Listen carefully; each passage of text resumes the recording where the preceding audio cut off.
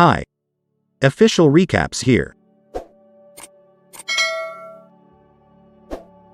The Woods family is moving into their new home in the countryside. Kira and Brian are very proud of the house they've bought for their children, and their son Steven is excited as well, but their daughter Ellie is a different story. She feels distant from her parents and regrets leaving her friends behind because she believes they don't get her. The home known as Zayhouse is extremely unique. Above each door, with the exception of one that only has a pentagon, are letters from an unknown alphabet with a triangle beneath them, and an old painting of a man with his finger raised. Although they don't find the cellar particularly interesting, Ellie is prevented from leaving by the door closing just as they are about to leave. She can't seem to get the lock to work properly, and she starts to get scared when she senses something in the shadows getting closer. Brian uses the key that fortunately hangs right next to the door to let her out. Kira asks Ellie to watch Steven in the evening since she and Brian have an urgent meeting at the office. Ellie is startled while speaking with an old friend on the phone by a strange figure that turns out to be Steven. He is dressed in a cloak and has a strange-looking skull that he discovered in a secret compartment in the rec room. Ellie discovers an old record player, an abacus, and a plaque that reads, "Solve et Coagula," in the hidden compartment, a feature the family was unaware of. Steven asks to use the record player after claiming to have heard that a witch who made a deal with the devil once owned the house. After Ellie sets it up, the recording begins with a man reading the equation that is written on the record, followed by the counting. 5. A few hours later, the entire house loses power due to an odd breeze that appears from under the cellar door. When Ellie calls her mom for assistance, Kira advises her to check the circuit breaker in the basement. Ellie says she can't do this because she's too afraid to go into a room like this in the dark. Kira then shares with her a little trick she uses to help her relax: counting. Kira counts as she leads Ellie through the phone, giving her encouragement at each step. The 10th step ought to be the last, but Ellie closes her eyes and trips over it. Both Kira and Brian rush home because they can hear her counting to 30 on the other end of the line and that she is not answering anything. They phone the police after arriving and finding Ellie nowhere in the house. After conducting a brief search of the nearby woods without success and realizing that Ellie has a history of running away from home, the police advise Ellie's parents to wait for updates, assuming that she is likely at a friend's house. Brian knows that Ellie was upset with them, so it makes sense that she would have fled. However, Kira doesn't believe Ellie ran away. She believes something happened to Ellie because of the unsettling sound of her voice when counting. Kira starts hanging up missing person signs the following day and doesn't remember to pick up Steven from school until the teacher calls her.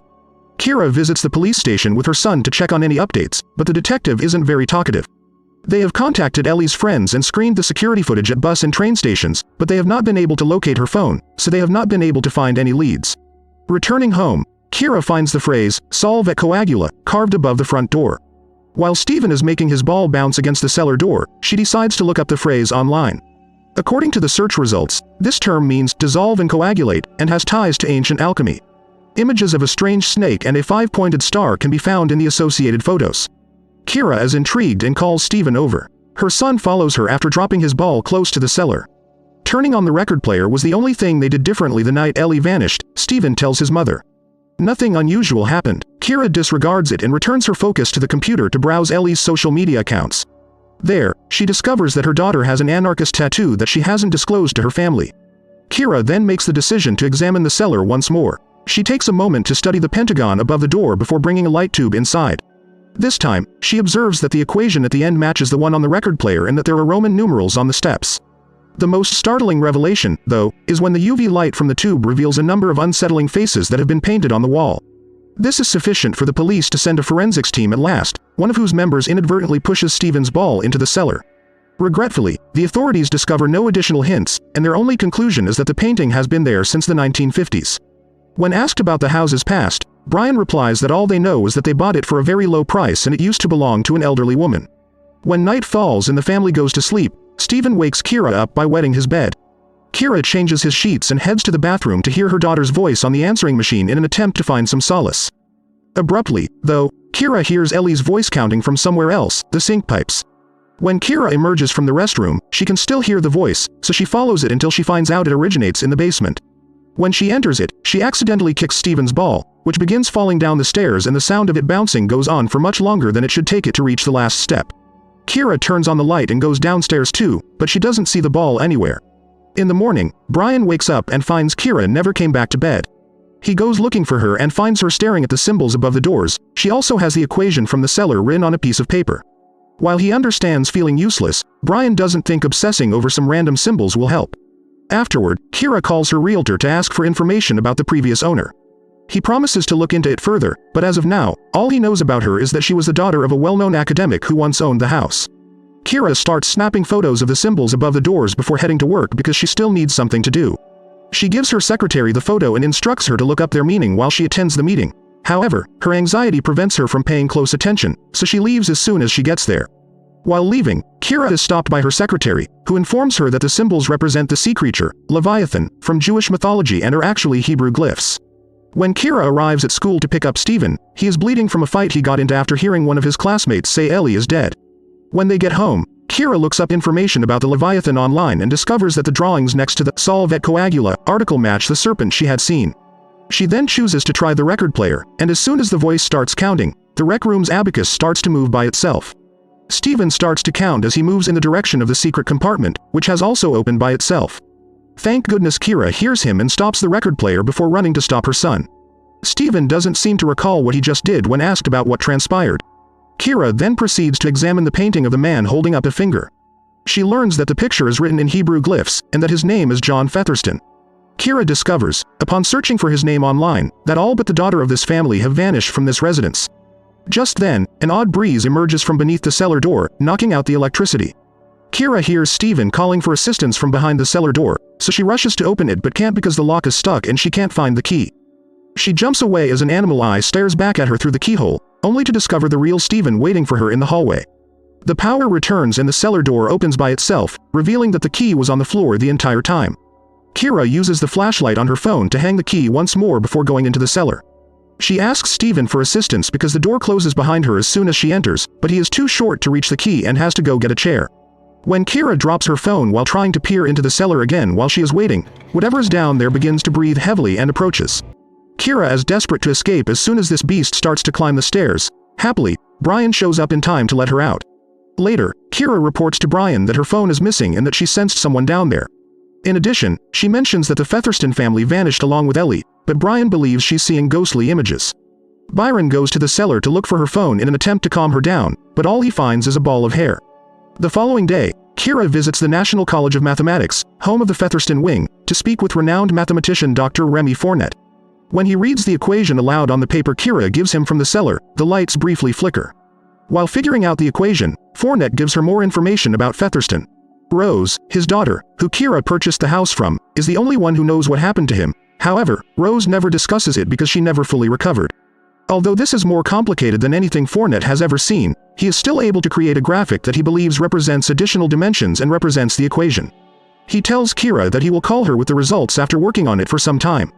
Kira returns home with a new phone after a while. She receives a call from Fournette as soon as she turns it on, telling her that he has been attempting to reach her for some time and that a strange voice has been picking up, only answering with counting. Then he says he's discussed the equation with a colleague and thinks it has something to do with a field of mathematics developed in the 12th century by alchemists. It appears to be an unfinished incantation or sequence of some kind, and it is unquestionably connected to other dimensions. This colleague also discovered a similar equation in a Belgian home where the family also disappeared without a trace. Steven is left alone in the recreation room where the abacus is beginning to move on its own again when Brian stops by to see how Kira is doing. The information Kira has gathered is shown to Brian. The house is named Zeus, which is Greek for the void before time, also known as the abyss, and Leviathan is the serpent of the abyss. Once again, Brian thinks she's reading too much into decorations, so to make her forget about it, he tries to destroy the equation plaque. However, the hammer only bounces without even making a dent. At that moment, the record player begins playing and Steven moves towards the hidden compartment where he finds a pale-looking Ellie, who keeps on counting while showing glyphs carved on her face. Steven cries out for help, but when his parents get there, the record player has gotten stuck on 10, and Ellie is gone, only leaving her phone behind. Kira receives a call the following day from her realtor, providing her with the location of Featherston's daughter. Driving to the assisted living facility, Kira discovers an elderly Rose in a wheelchair inside the chapel. Her nurse informs her that Rose doesn't talk much these days. Kira tells Rose about Ellie and asks for her assistance, deciding to try anyhow. Rose writes down Leviathan, but clarifies that's not its name after a brief period of silence. Her father brought this, one of the 7 princes of hell, to this world in order to heal her brother's illness. The entire house is involved in the ritual, not just the cellar. Kira tries to call Fournette on her way back, but all she gets on the line is static and a voice counting.